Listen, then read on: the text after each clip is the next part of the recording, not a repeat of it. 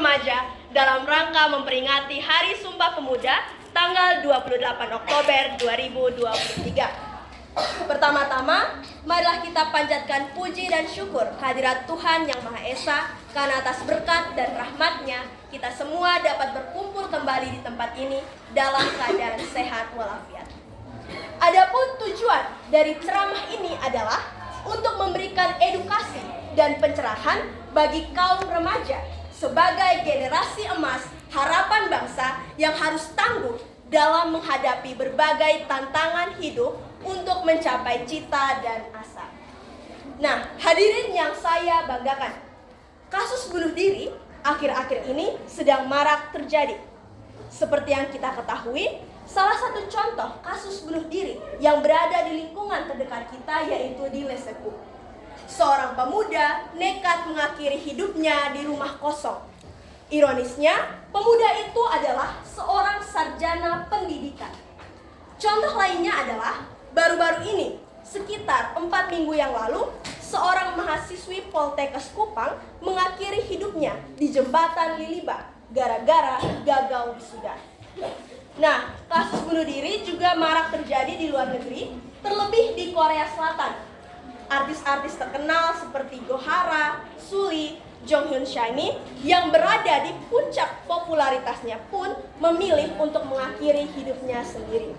Hal yang tidak boleh kita teladani tentunya. Ironis dan menyedihkan bukan teman-teman?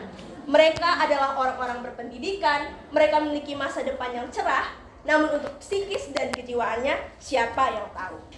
Nah, maka dari itu saya mengangkat tema untuk ceramah kali ini adalah katakan tidak pada bunuh diri. Itu bukan solusi, melainkan dosa abadi. Nah, teman-teman remaja, berdasarkan data dari Komnas Perempuan, angka kasus bunuh diri di Indonesia periode Januari sampai Juni 2023 adalah sebanyak 663 kasus. Angka ini meningkat sebanyak 36,4% dibandingkan tahun 2022 yang ada 486 kasus.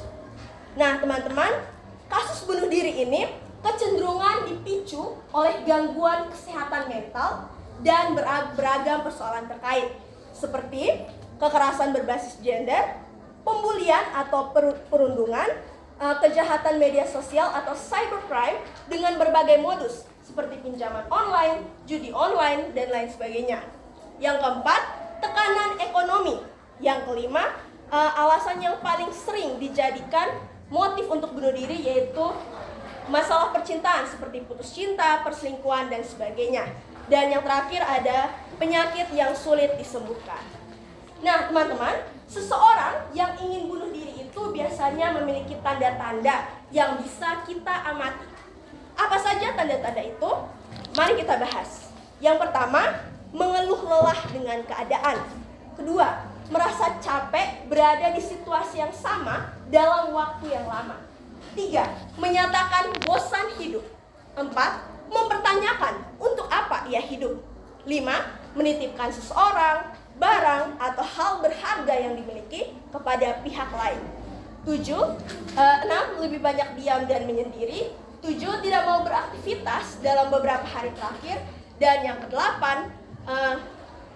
menghindari untuk berinteraksi dan bertemu dengan orang lain. Ayo teman-teman, siapa di sini yang memiliki tanda-tanda di atas? Tentu tidak ada ya.